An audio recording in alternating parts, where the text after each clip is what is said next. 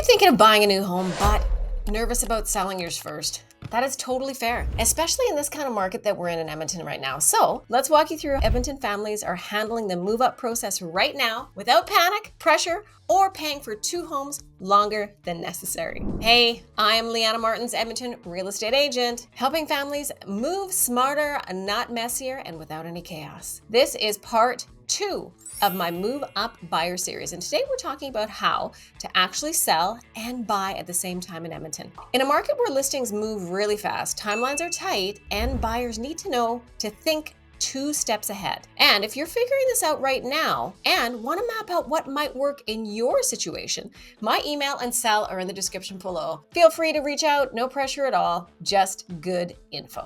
Why most families sell first in a seller's market? Here's what's happening right now in Edmonton. Homes are selling very quickly. Inventory is tight. Possession timelines are short. So in this kind of market, it usually makes sense to sell your current home first and then buy. But that brings up the big question. What do we do in between? Here are the most common solutions, from financing strategies to timeline tricks and what you need to know about each one. Okay, option number 1 is a bridge loan. So this is a lender-backed product. This is how it works. So some lenders offer bridge financing that lets you access the equity from your current home before it actually sells, as long as it's listed or under contract. This gives you flexibility to write your next offer without waiting on funds from your sale. Here's a debt service tip. If your home is already under contract, which it should be before you get out there, lenders may not count both full mortgage payments in your debt to service ratio, which it can help you qualify. Just make sure to ask your lender if they offer true bridge financing. Option number 2, a HELOC. So with sufficient income or low debt service. This is how it works. If your income is strong and your current mortgage is manageable, you may be able to qualify for a HELOC. So it's a home equity line of credit, even while carrying 2 homes temporarily. This allows you to go and shop for the dream home first before you sell your home. So this puts you in a position where you feel like you have the most security, where you can get the perfect home that you want without the fear of having to compromise. Here's a debt service tip for this one. Your lender will consider all active debt. So that's both mortgage and HELOC. So this route works best if you've got very low monthly payments or a high qualifying income. So it's a great option if you want flexibility and already have significant equity built up in your home. Option number 3, the rent out strategy, future rental income offset. This is how it works. If you want to keep your current home as a rental, some lenders will allow you to use projected rental income offset that mortgage. This can help you qualify for the next home without having to sell it first. Catch.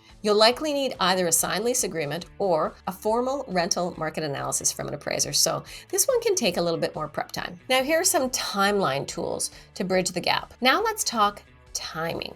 Even if you're selling first, there are always ways to avoid chaos between closing dates. Ask for a longer possession date. So that's part of the negotiation. In a hot market, this one is the most underused tool. Instead of taking possession in a 30-day possession, you can request 60 to 90 days or more. It's totally negotiable, especially if your offer is clean in other areas like price, conditions. Sellers often say yes because it can give them more time too if they need it. Make your next purchase conditional on the sale of your current home. So you can do this. This will be a buyer's condition. This works best in really a balanced market or a buyer's market where sellers are more open to buyer's conditions because they don't have the same competition for their home. But in a hot seller's market like it is now, this can be tricky, and I don't recommend it at all. Because if you are in a competitive offer situation, sellers won't even look at that. The sale of buyer's home condition is really best used in a buyer's market or a balanced market. So speak to your agent and they're going to be able to advise you on what you were sitting in then and then what strategy is best for you. And always have a fallback plan. So you can line up short-term options like